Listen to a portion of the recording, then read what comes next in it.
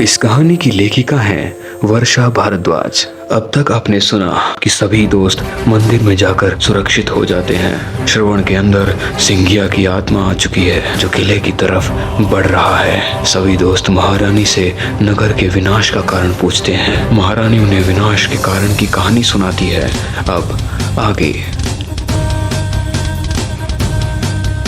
महारानी रत्ना देवी 5000 वर्ष पूर्व हुए उस दुखद घटनाक्रम के बारे में सभी दोस्तों को बताती है। महारानी रत्ना देवी 5000 वर्ष पूर्व अरावली की पहाड़ियों से घिरे इस भूखंड पर हमारे पूर्वजों ने इस नगर का निर्माण करवाया था। भानगढ़ अपनी समृद्धि और प्राकृतिक आवरण के लिए बहुत मशहूर था। यहाँ की जनता यहाँ के राजा से बहुत प्रसन्न थी। सब कुछ बहुत अच्छा था। एक दिन हमारे नगर में एक तांत्रिक का प्रवेश हुआ। हमारे पूर्वजों ने उसे दक्षिण की तरफ स्थित पहाड़ी का महल दिया। ये तांत्रिक था सिंधिया।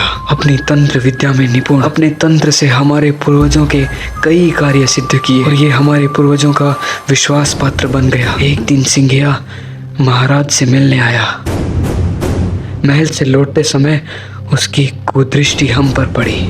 सिंघिया कामुक प्रवृत्ति का व्यक्ति था।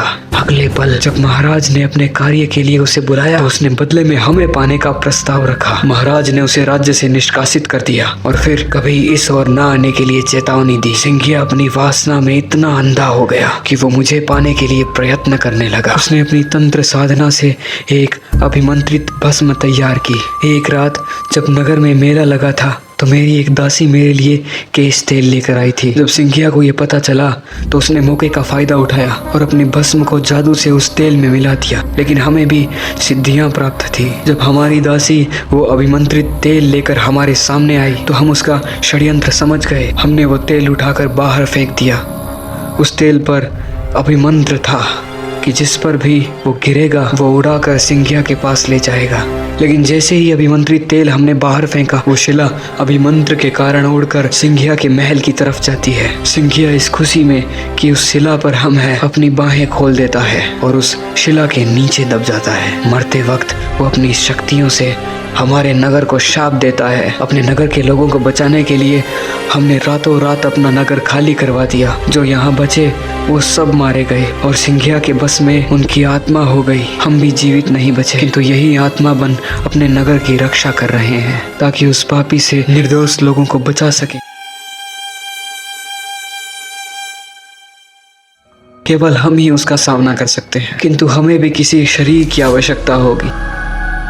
ये बात सुन करके सभी दोस्त हैरान हो जाते हैं और गुस्से से भर जाते हैं। महारानी जी, उस दुष्ट का खत्म होना आवश्यक है। अभय, महारानी जी, आप हमारी महारानी हैं और हमारे जीवन की रक्षा आपने की है। अब आपकी रक्षा हमारा कर्तव्य है। आप मेरा शरीर ले सकती हैं महारानी रत्नावती, किंतु हम तुम्हारा जीवन खतरे में नहीं डाल सकते। अभय, ये जीवन भी आप ही की वजह से बचा है और उस पापी का अंत होना भी जरूरी है। महारानी अभय की बात मान लेती है। अभय अपने दोस्तों को मंदिर में ठहरने के लिए कहता है। चाहे जो हो जाए यहाँ से मत निकल। उस भस्म और तलवार के साथ अभय मंदिर से बाहर कदम रख देता है।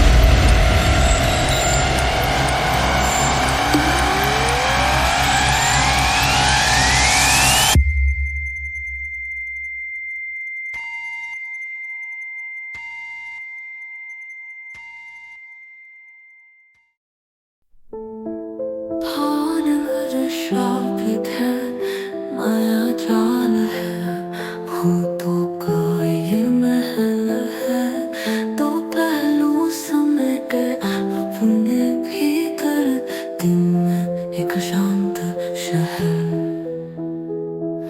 रात में काली आत्माओं का नगर।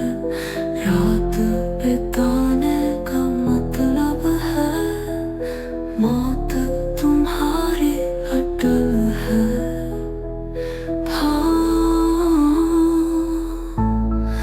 खान शापित है, माया जाल है, भूतों का ये महल।